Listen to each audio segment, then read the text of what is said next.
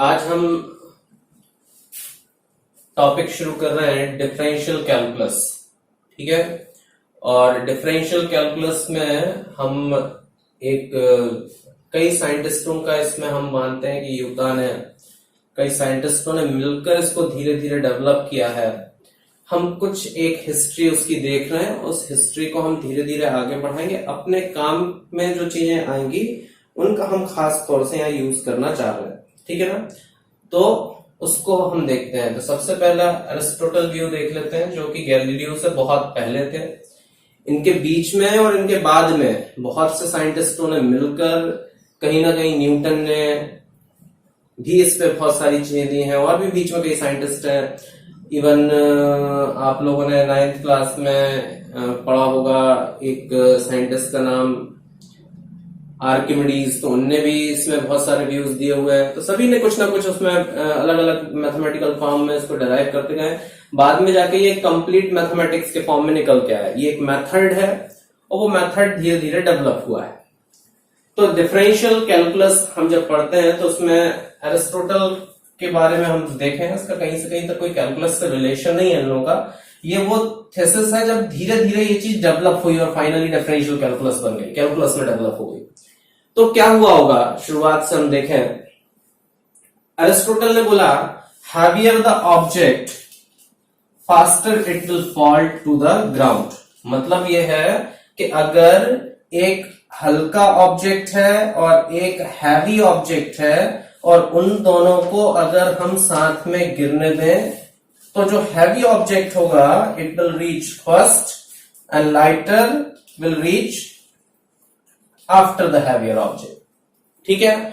तो अगर हम किसी भी कंडीशन में अगर इस एरिस्टोटल व्यू को अगर हम लेके चलते हैं तो आज की डेट से जो हम जानते हैं, अगर आप दो हैवी और एक हल्के ऑब्जेक्ट को अगर अपन देख लेते हैं, या आप वो 50 बीसी है 385 बीसी हो तो आप उसको करेक्ट कर लीजिएगा। ठीक है ना। अतिशय भैया बोल रहे हैं तो उसके हिसाब से भी देख लेना। हमारा उस पर बहुत ज्यादा वो नहीं है कि कितने कौन से सन में कहां पर कैसा, ये तो पता है सबको कि एरिस्टोटल पहले का है। ठीक है ना। और उनका व्यू क्या था वो भी हम जो बता रहे हैं वो इस पे ही है। ठीक है ना। फिर धीरे धीरे अपन आगे करते जाएंगे। अगर आपको लग रहा है उसको एक बार और चेक करके करेक्ट कर लेना उसको। ठीक है ना। अब अगर इसी चीज को अगर हमने ये देखा आज की डेट में भी, हम अगर गैलीलियो व्यू में भी अगर हम चले जाते हैं तो गैलीलियो का ये कहना था speed of object increases but it does not depend upon the mass of the body. Speed of the object increases as the time passes, speed increases. Speed बढ़ेगी जैसे जैसे टाइम बढ़ेगा, लेकिन मास पर डिपेंड नहीं करती। मतलब उनका कहना यह था कि चाहे हल्का ऑब्जेक्ट हो चाहे वो हैवी ऑब्जेक्ट हो, दोनों एक साथ ही जमीन पर आकर गिरेंगे। ठीक है। अब क्या होता है कि जैसे अगर आप लोग अगर देखते हो अपने सराउंडिंग में बहुत सारे ऑब्जर्वेशंस हैं, लेकिन उन ऑब्जर्वेशंस को कोई माने उसका आपको एक मैथमेटिकल प्रूफ देना होता है। ठीक है ना। अगर वो मैथमेटिकल प्रूफ आप दे पाते हो तो ही लोग उसको मानते हैं कि हाँ भाई आप जो बोल रहे हो वो सही है। इनने मैथमेटिकल फॉर्म में ना बोल के ऐसे ही बोल दिया होगा तो भी लोगों ने इसको मान लिया होगा, क्योंकि लोगों को लगता होगा उस समय पे कि हाँ यार जो भारी चीज है वो तो पहले गिरेगी और जो हल्की चीज है वो बाद में गिरेगी, ऐसा मान सकते हैं। और ये एक जनरल व्यू भी हो सकता है कि हाँ भाई जो ये बोल रहे हैं वो सही भी है काफी हद तक। ठीक है ना। लेकिन अगर अपन दो चीजों को पटक कर देखें तो बहुत ज्यादा अगर उनमें हाइट का डिफरेंस नहीं हो तब तक समझ में नहीं आएगा।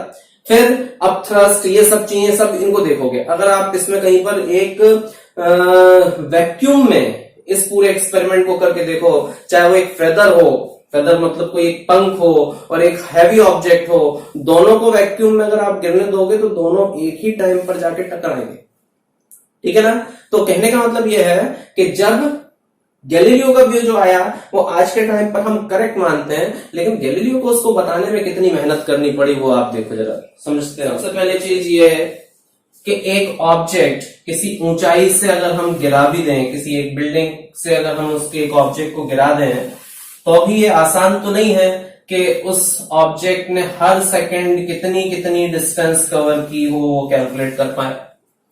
उनकी कोशिश रही होगी कि मैं ये तो निकालूं कि हर डिस्टेंस, हर सेकंड में कितना डिस्टेंस कवर किया, 1 सेकंड में, 2 सेकंड में, 3 सेकंड में कितना डिस्टेंस कवर किया। अगर ये 3 सेकंड में यहां पर आके गिरा है तो आज की डेट में तो अपन ये बना सकते हैं कि S is equal to UT plus half AT square लगा दिया जाए, S is equal to UT plus half AT square लगा दिया जाए। और अगर यहां पर G की वैल्यू रख दें और इनिशियल वेलोसिटी, मतलब अगर इस ऑब्जेक्ट को यहां से रेस्ट से गिराएं तो कितना डिस्टेंस कवर करेगा पहले सेकंड में, ये देखो 0 प्लस 1/2, जी की वैल्यू रखोगे 10 और 1 का स्क्वायर कर दोगे तो बेटा डिस्टेंस पहले सेकंड में कितना आएगा, 5 मीटर। ये ठीक है। फिर अगर अपन दूसरे सेकंड में अगर हम निकालेंगे तो दूसरे सेकंड में जो डिस्टेंस निकालेंगे तो फिर से इनिशियल स्पीड कितनी कर दोगे, 0 प्लस 1/2, जी की वैल्यू अगर 10 रख देते हो तो 2 का स्क्वायर, आप 9.8 भी रख सकते हो, अपन थोड़ा राउंड ऑफ करके जल्दी जल्दी कर लेते हैं। तो ये वाली वैल्यू कितनी हो जाएगी, ये जाएगा 5, 5, 4, 20। अब आप यहां देखो जरा, 20 मीटर, ये 5 मीटर, लेकिन ये जो 20 मीटर है टोटल 2 सेकंड में है। तो पहले सेकंड में तो 5 पहले ही हो चुका था, पहले सेकंड में तो 5 मीटर डिस्टेंस कर ही चुका था ना। तो अब अगले में कितना करा होगा, 15 मीटर, यही होगा। तब 5 और 15 मिला के टोटल 2 सेकंड में कितने हो गए होंगे, 20 मीटर। और अगर वो तीसरे सेकंड में निकाले तो तीसरे सेकंड में इनिशियल फिर से 0 रख के, क्योंकि अपन यहां से देख रहे हैं इनिशियल 0 रखना है ना, तो यहां से लेके यहां तक का अपन ने निकाला, तो उसी तरह से यहां से लेके यहां तक का 3 सेकंड में निकालेंगे तो 0 रख रहे हैं तो 1/2, जी की वैल्यू 10 और 3 का स्क्वायर, तो कितना हो गया बेटा, ये हो गया 45। अब अगर आप ये देखो कि लास्ट वाले सेकंड में 45 है, मतलब 20 तो पहले ही कर चुका, तो लास्ट वाले सेकंड में जो डिस्टेंस कवर किया होगा वो कितना डिस्टेंस कवर किया होगा, 25 मीटर। ये हम आज बता सकते हैं, ये हम आज बता सकते हैं, उस समय पर नहीं था, ठीक है ना। उस समय पर इनको ये फॉर्मूला नहीं पता थे ना, तो गैलीलियो ने ये फॉर्मूला उस समय तक ये बना पाया होगा, ये सब चीजें समझ पाया होगा, लेकिन उनने ये सब चीजें कैलकुलेट करी। ये सब चीजें कैलकुलेट करना, एक सीधा अगर बॉल को वर्टिकली गिरा दो तो पॉसिबल नहीं था। क्यों पॉसिबल नहीं था, क्योंकि उस समय पर कोई स्टॉप वॉच या फिर मिली सेकेंड और माइक्रो सेकेंड में जो वॉच चलती थी वो उस समय पर इतनी डेवलप नहीं थी, प्रिमिटिव वॉचेस थी जो नॉर्मल रहती थी। तो हर एक इंस्टेंटेनियस डिस्प्लेसमेंट हर सेकंड में कितना कितना हुआ होगा, तो कितना हर सेकंड इंस्टेंटेनियस डिस्प्लेसमेंट, मतलब अगर उनको स्पीड निकालनी है तो स्पीड किसी ऑब्जेक्ट की 3 सेकंड बाद कितनी थी और दूसरे ऑब्जेक्ट की कितनी थी, ये अगर पता पड़ जाए तो पता पड़ जाएगा। अगर दोनों ऑब्जेक्ट की सेम है मतलब दोनों साथ जाएंगे, और अगर दोनों ऑब्जेक्ट की अलग अलग है तो हैवी ऑब्जेक्ट पहले जाएगा और हल्का ऑब्जेक्ट बाद में जाएगा। ये उनको प्रूव करना था। तो वो क्या कर रहे थे, एक माइन्यूट से माइन्यूट सेकंड तक के लिए वो स्पीड निकाल रहे थे कि माइन्यूट सेकंड में या सबसे छोटे सेकंड में भी अपन स्पीड निकाल सके तो कितनी होगी। तो माइन्यूट नहीं निकल रहा था तो कम से कम हमने सोचा कि एक एवरेज ही निकाल लो। एवरेज निकालना मतलब कि 1 सेकंड बाद, 2 सेकंड बाद स्पीड कितनी हुई, 3 सेकंड बाद कितनी स्पीड हुई, 4 सेकंड बाद स्पीड कितनी हुई। तो स्पीड निकालने का फॉर्मूला होता है, आपका बेस थोड़ा सा बना दे फिर उसके बाद आगे समझेंगे। ये तो आप लोगों को पता होगा, ठीक है। और एवरेज स्पीड का फॉर्मूला आप लोगों को अगर पता हो तो एवरेज स्पीड होती है बेटा, एवरेज स्पीड होती है total distance upon total time. क्या होता है, total distance upon total time, total distance upon total time. तो इसको हम लिख देते हैं वी एवरेज। क्या बोल देते हैं इसको हम, वी एवरेज। ये एवरेज के लिए हो गई। अब एवरेज स्पीड, अब टोटल डिस्टेंस को लिखा जाता है delta x upon delta T. अब आप कहोगे सर ये डेल्टा क्या है, तो डेल्टा का मतलब होता है चेंज। क्या मतलब होता है बेटा, चेंज। अगर आपने लिखा है delta x, that means x2 minus x1 upon t2 minus t1। अब डिफरेंस में टोटल कैसे हो गया, ये तो समझ में नहीं आ रहा सर कि डिफरेंस टोटल कैसे हो सकता है। तो हमने अगर आपसे ये बोला बेटा कि एक ऑब्जेक्ट, एक व्यक्ति यहां पे खड़ा था एक कोऑर्डिनेट सिस्टम पे जिसकी वैल्यू थी 5 मीटर। यहां पर एक भैया खड़े हुए थे। अब ये जो भैया है वो चलते चलते किधर तक पहुंच गए, 20 मीटर तक। अगर हम आपसे ये पूछें कि ये भैया 20 मीटर तक पहुंच गए तो इनने टोटल डिस्टेंस कितना कवर किया, तो आप कितना बोलोगे, 20 के 15 डिस्टेंस कवर किया। कैसे 15 डिस्टेंस कवर किया, 20 माइनस 5, क्योंकि 5 तो ये पहले से था, यहां से यहां तक कितना गया, 20 पहुंचा ना, 20 वाली जगह पर पहुंचा, 20 पर कोऑर्डिनेट सिस्टम है। तो 20 माइनस 5 तो कितने पर पहुंच गया? 15 मीटर पर पहुंच गया। मतलब ये टोटल है, ये उसका टोटल डिस्प्लेसमेंट है। तो अब अगर ऐसा निकाला जाए एवरेज स्पीड, तो delta x upon delta T हम निकालना चाहिए हमको। तो अब अगर इतनी चीजें उनको पहले से ये चीज उनको पता थी कि मैं एक एवरेज स्पीड तो निकाल लूं कि किसी ऑब्जेक्ट की एवरेज स्पीड कितनी होती है। तो जब उनने ये कैलकुलेशन लगा रहे थे तो उनको लग रहा था यार बॉल को मैं सीधा गिराऊंगा तो मैं जीवन में कभी भी नहीं कैलकुलेट कर सकता कि कितनी कितनी स्पीड, क्योंकि बहुत तेजी से वो चलेगी। तो उनने क्या किया, उनने यहां पर वर्टिकल सिस्टम ना रखकर एक इंक्लाइंड सिस्टम रखा। क्या रखा उनने? एक इंक्लाइंड सिस्टम रखा। तो इंक्लाइंड सिस्टम रखने पर उनने इंक्लाइंड सिस्टम जो रखा उस पर कुछ ऐसी कंडीशन बनाई और एक बहुत छोटे एंगल से उसको चलने दिया। आपको एक प्रिमिटिव मैथमेटिक्स का फॉर्म हम बता रहे हैं और लोगों ने कितनी मेहनत की है इन चीजों पर जो आज हम बहुत आसानी से समझ पाते हैं, वो आप देखिए जरा। उस व्यक्ति ने जब उसको निकाला, एक बॉल को यहां से रेस्ट से लुढ़काया, मान लो हो सकता है एंगल जो रखा होगा वो 10 डिग्री का रखा होगा, तो उनने क्या ऑब्जर्व किया कि बहुत 10 डिग्री का एंगल बहुत छोटा सा होता है, उस पर जब बॉल अपने आप under the effect of gravity लुढ़कती लुढ़कती आ रही होगी, तो उनने क्या देखा कि पहले सेकंड में जो एक्स डिस्टेंस जब कवर किया होगा, जब 1 सेकंड निकला होगा तब उसने एक्स डिस्टेंस कवर किया होगा। 1 सेकंड में कितना डिस्टेंस कवर किया? एक्स। यहां पर मतलब उनने पता लगाया कि जब पहला सेकंड हुआ तो उस समय पर एक्स डिस्टेंस कवर हुआ। पहला सेकंड जब हुआ उस समय पर कितना डिस्टेंस कवर हुआ? एक्स। लेकिन क्या देखते हैं कि जब दूसरा सेकंड खत्म हो रहा होता है तो वो यहां से लेके यहां तक की जो डिस्टेंस थी वो 3 गुना थी। कितनी थी? 3x थी। आप ये देखो यहां 5 है, तो हमने अभी आपको बताया ना 5, तो यहां पर ये वाली जो दूसरे सेकंड में जो डिस्टेंस कवर की है वो 15 है, अभी थोड़ी देर पहले देखी। और लास्ट वाली जो है वो कितनी है? 25 है, क्योंकि 45 में से 20 माइनस करोगे तो कितनी आएगी? 25 आएगी। तो 5, 15 और 25 ये डिस्टेंस है। 5, 15 और 25 ये डिस्टेंस है। तो दूसरी डिस्टेंस जो आएगी वो कितनी होगी? 3x। और जो तीसरे सेकंड में उन्होंने जो ऑब्जर्व किया, वो क्या ऑब्जर्व किया कि वो डिस्टेंस जो थी लगभग 5 गुना थी। तो तीसरे सेकंड में ये डिस्टेंस कितनी थी? 5x थी। समझा ना? तीसरे सेकंड में ये डिस्टेंस 5x थी। उनने इस तरह से कैलकुलेट किया कि पहले सेकंड में भैया डिस्टेंस जो थी वो कितनी थी? x थी। दूसरे सेकंड में जो डिस्टेंस थी वो कितनी थी? 3x थी। और तीसरे सेकंड में जो डिस्टेंस थी वो कितनी हो गई? वहां पर 5x हो गई। मतलब अगर हम यहां पर देखें तो टोटल डिस्टेंस का अगर उनका ये इनने यूज किया होगा, ये तो अपना एक कंसेप्ट था, ये अपन ने समझ लिया कि आज की डेट में अपन इन सबसे जानते हैं।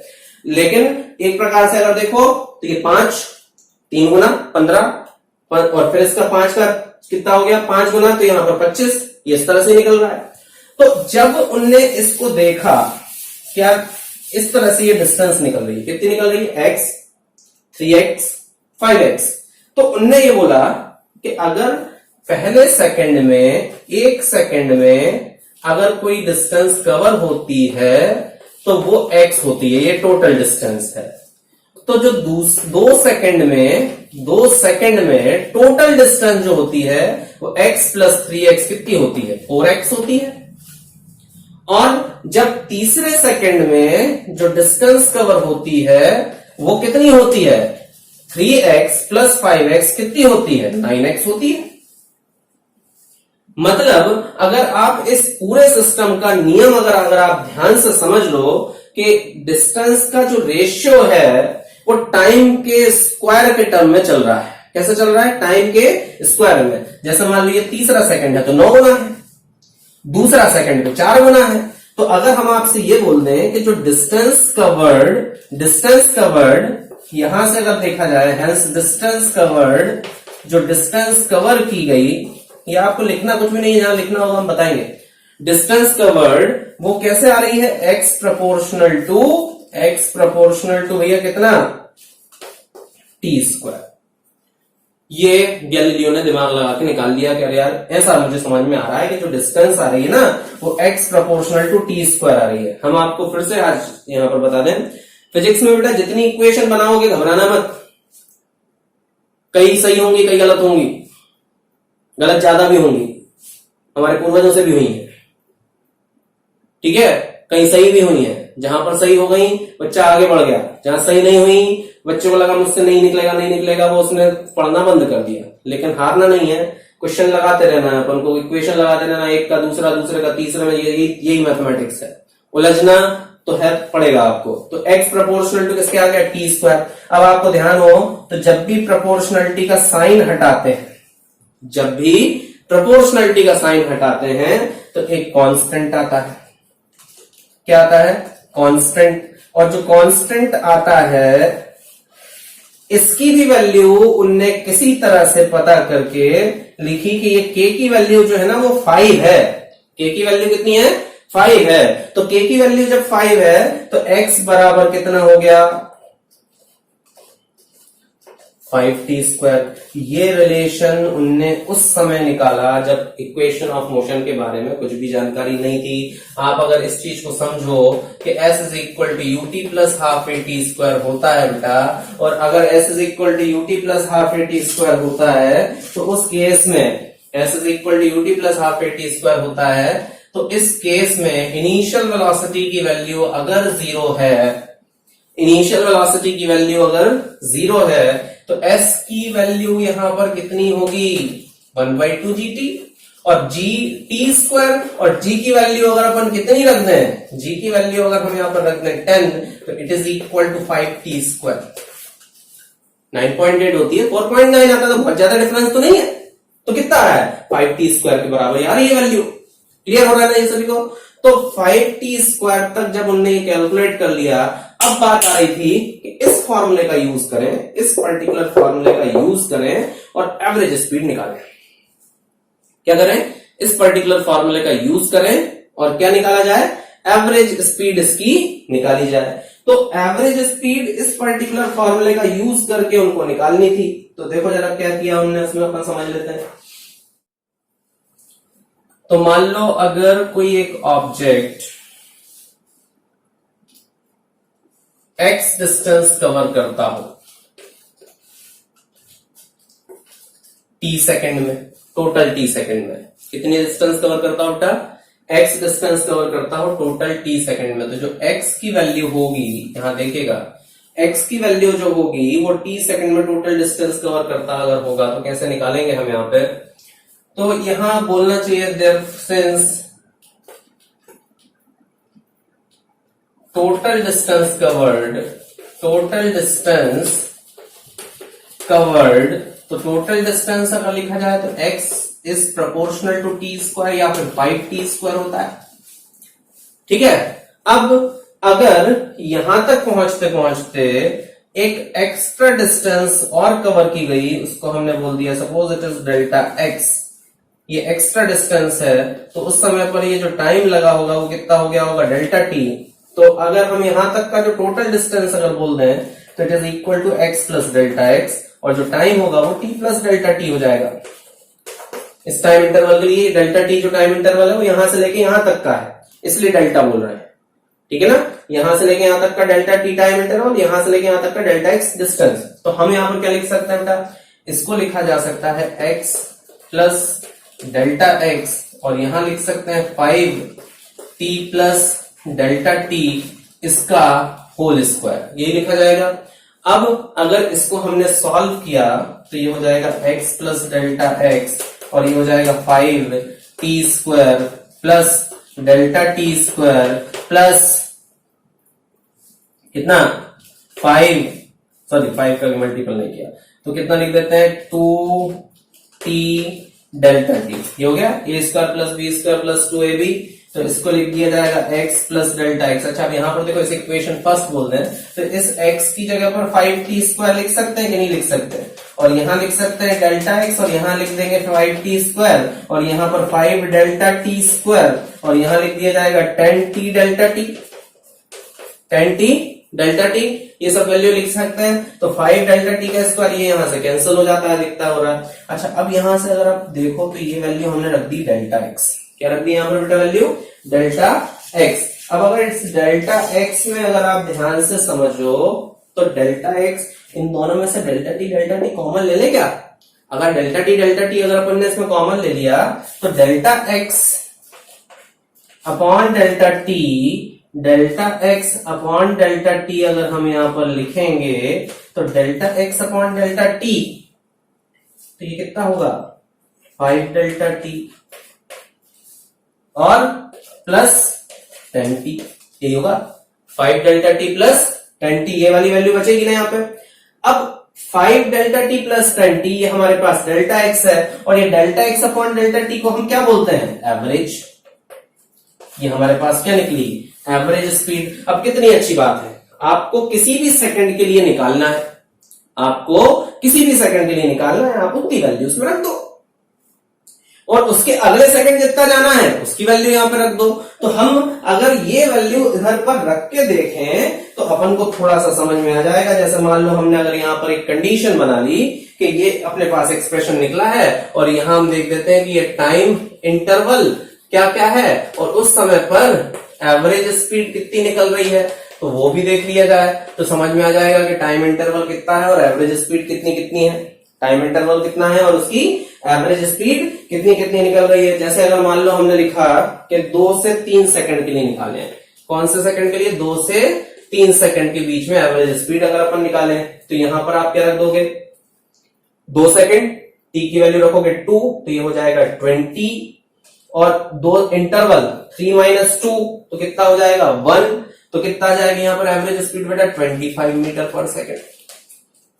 लेकिन ये तो 1 सेकंड का बहुत बड़ा गैप है, हमें तो बिल्कुल फ्रैक्शन ऑफ सेकंड में चाहिए कि उसकी स्पीड उस समय पे कितनी थी। तो हम क्या करें, इसमें कोई दूसरी वैल्यू रख देते हैं। हमने लिख दिया 2 से लेके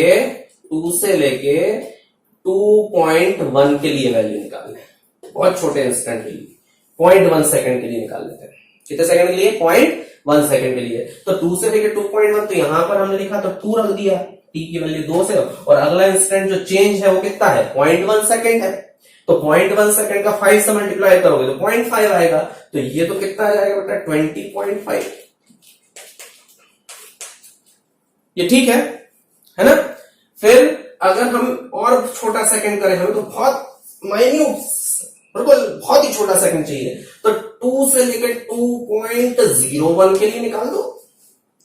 जब 2 से लेकर 2.01 सेकंड के लिए निकालोगे तो फिर आप शायद समझ तो पा रहे हो कि आंसर अब क्या आने वाला है। यहां पर आंसर आएगा 20 तो पक्का, और 20 और 0.01 तो 20.05,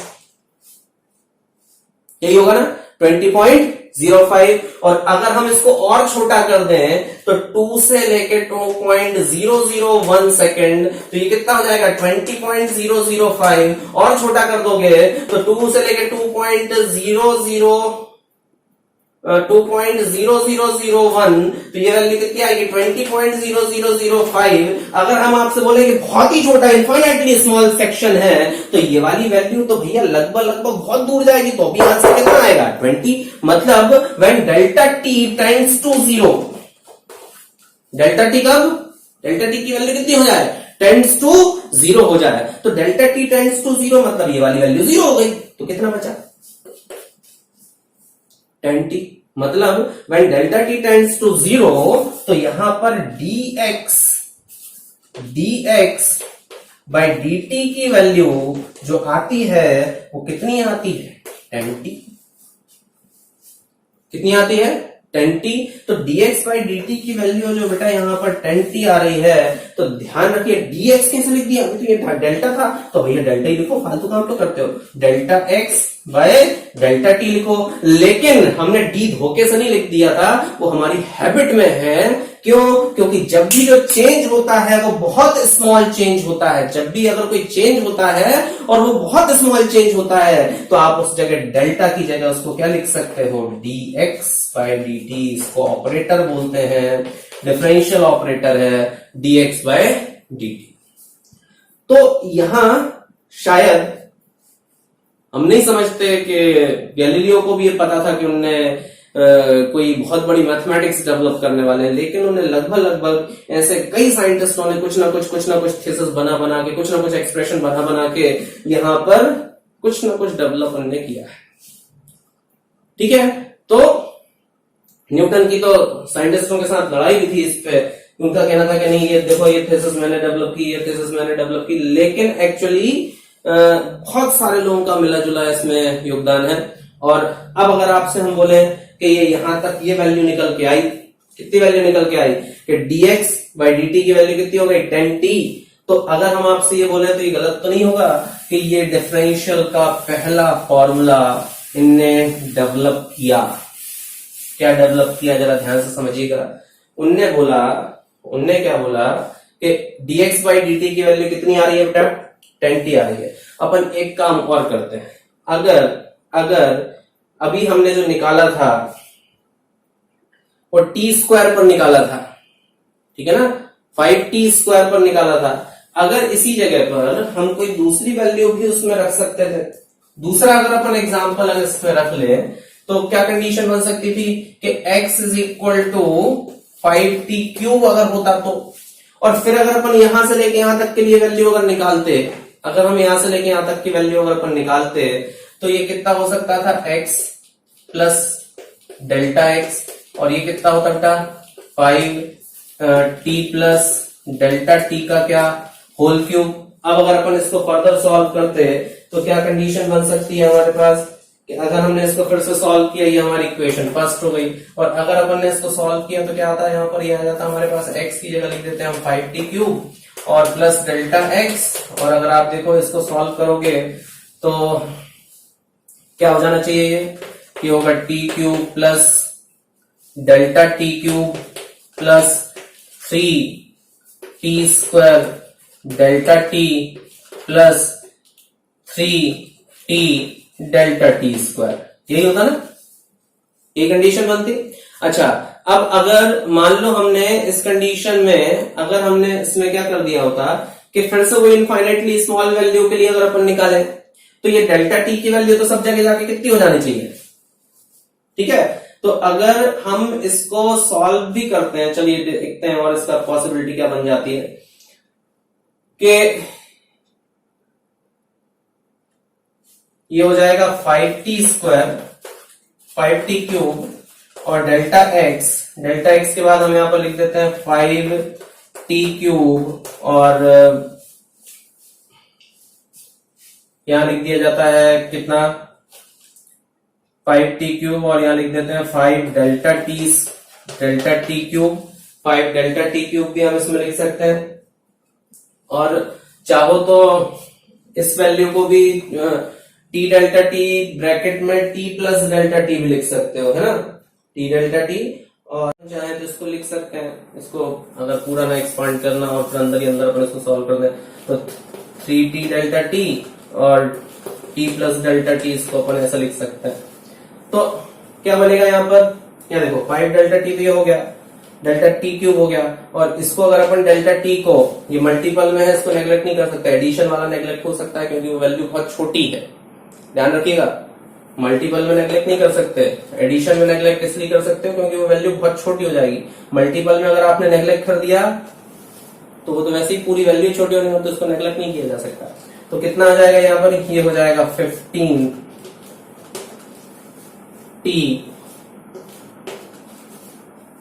ठीक है, और 15t स्क्वायर, 15 का t से मल्टीप्लाई, इसका अंदर मल्टीप्लाई होगा 3t स्क्वायर डेल्टा t आएगा, तो 3t स्क्वायर डेल्टा t और 5 का हमने मल्टीपल कर दिया तो ये कितना आ गया 15, और जो डेल्टा t की वैल्यू है उसको अपन क्या कर चुके हैं वहीं के वहीं नेग्लेक्ट कर चुके हैं, और चाहो तो आप उसको लिख भी सकते हो, अगर आपको उसमें लिखना है तो आप उसको चाहो तो वहां पर लिख भी सकते हो कंडीशन के लिए, ठीक है। तो कितना हो जाना चाहिए ये आ जाएगा 15t डेल्टा t। चलिए देखें, अब इससे ये वाली वैल्यू से तो ये वाली वैल्यू कैंसिल हो जाएगी, ठीक है। और क्या कर सकते हैं, इसमें कुछ गड़बड़ कर दिया क्या हमने,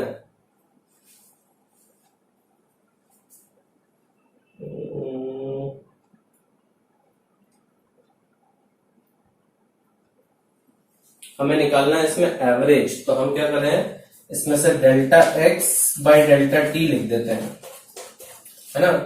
तो डेल्टा टी इसमें से सब में से कॉमन आ जाएगा, नीचे चला जाएगा, तो कितना बचेगा यहाँ पर 5 डेल्टा टी स्क्वायर बचेगा। ये यहां बचेगा कितना 15 टी स्क्वायर, और यहां कितना बचेगा, केवल बचेगा 15 टी है। ये था 15 टी स्क्वायर डेल्टा टी, और ये 15 टी, ये भी क्या था यहाँ पर, ये डेल्टा टी स्क्वायर था, तो 15 टी डेल्टा टी बचेगा। ये ऐसा बचेगा, ये सब क्लियर है।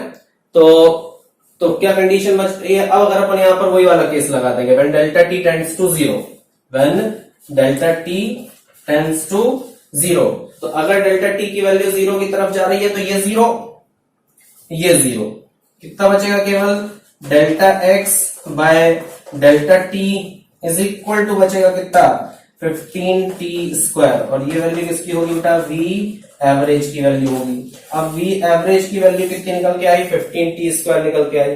अच्छा यहां पर देखो जरा, ये जो वैल्यू निकल के आई थी वो किसकी थी, x is equal to 5 t square की थी, तो 5 टी स्क्वायर की वैल्यू कितनी आई थी 10 टी, और x is equal to 5 t cube की वैल्यू कितनी आ रही है 15 टी स्क्वायर, यही हो रहा है ना। x is equal to 5 t cube की वैल्यू कितनी आ रही है 15 टी स्क्वायर। तो कहने का मतलब क्या हुआ कि वहां पर 5 टी स्क्वायर की वैल्यू 10 थी। देखो जरा क्या हुआ, x is equal to 5 t square. अच्छा कई बच्चे हैं ना जिन लोगों ने इतना देखने के बाद, इतनी सारी मैथ्स देखने के बाद उन्होंने अभी जान छोड़ दी होगी कि अरे ये तो क्या हो गया, कुछ समझ में नहीं आ रहा।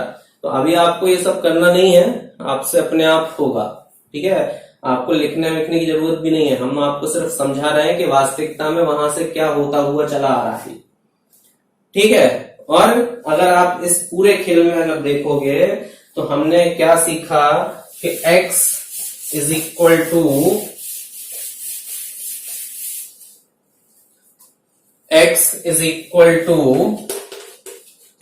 फाइव टी स्क्वायर की अगर हम वैल्यू क्या कर देते हैं dx बाई डी टी लिख देते हैं, कितना लिख देते हैं dx बाय डी टी लिख देते हैं, तो ये वैल्यू कितनी हो जाती है 10t। और अगर हमारे पास x इज इक्वल टू कितना दिया था 5t क्यूब दिया था, और इसको अगर अपन डिफरेंशिएट कर दें तो इसकी डिफरेंशियल वैल्यू कितनी आती है dx बाई डी टी। अगर इसका लिख देते हैं, dx कब लिखते हैं जब डेल्टा x की वैल्यू डेल्टा t की वैल्यू कैसी होती है, बहुत छोटी होती है। तो अगर उसको हम ऐसा लिख दें तो ये वाली जो वैल्यू कितनी हो जाती है बेटा 15 टी स्क्वायर हो जाती है। कोई फॉर्मूला बनता दिख रहा है आप लोगों को, यहाँ पे क्या दिख रहा है कि टी स्क्वायर था, तो ये 2 क्या हो गया, आगे आ गया होगा तो 10 हो गया होगा, और 2 में से एक -1 हो गया होगा, तो यहाँ कितना बचा होगा 1 बचा होगा। सेम कंडीशन नीचे वाले फॉर्मूले में देखो, 5t क्यूब था तो 3 इधर आगे आ गया होगा तो 15 हो गया होगा, और 3 में से एक -1 हो गया होगा तो कितना बचा होगा 2 हो गया होगा। तो कहने का मतलब ये है कि यहां पर जो फॉर्मूला बन रहा है वो ये बन रहा है कि अगर x is equal to t to the power n दिया हो तो n को आप आगे ले आओ और उसमें से एक -1 कर दो, ठीक है। हाँ बिल्कुल सही है। तो ये जो फॉर्मूला है ये डिफरेंशिएशन का पहला फॉर्मूला है जो कि गैलीलियो ने वहां पर डेवलप कर लिया था। लेकिन गैलीलियो की थीसिस एक हद तक थी कामयाब थी, और वहां पर उन्होंने क्या बता दिया था x is equal to 5t square जो बताया था, उन्होंने क्या बताया था कि इससे आप t की वैल्यू रख लो, सबसे छोटे सेकंड के लिए आप t की वैल्यू जो भी लिखोगे वो उस समय पर उसकी एवरेज स्पीड होगी, और वो मास पे डिपेंड नहीं कर रही होगी। वो किस पे डिपेंड नहीं कर रही होगी, मास पे डिपेंड नहीं कर रही होगी। क्योंकि ये वैल्यू मास पे डिपेंड नहीं करती है एवरेज स्पीड की, तो इसलिए चाहे वो हैवी ऑब्जेक्ट गिरे चाहे वो हल्का ऑब्जेक्ट गिरे, दोनों की स्पीड कैसी रहती होगी, सेम रहती होगी। बात समझ में आई, दोनों की स्पीड कैसी रहती होगी बेटा, सेम रहती होगी। तो ये पूरा का पूरा उन्होंने कंसेप्ट डेवलप किया, और इससे जाके यहाँ पर पहला फॉर्मूला डेवलप हुआ। लेकिन पहला फॉर्मूले का मतलब ये नहीं कि पूरी कैलकुलस डेवलप हो गया। इसके बाद बहुत सारे साइंटिस्टों की थीसिस वगैरह ये सब आंसर का सब कंपाइल्ड फॉर्म बना के हम पूरा का पूरा असेंबल करके जो हम पढ़ते हैं वो हम कैलकुलस कहलाता है।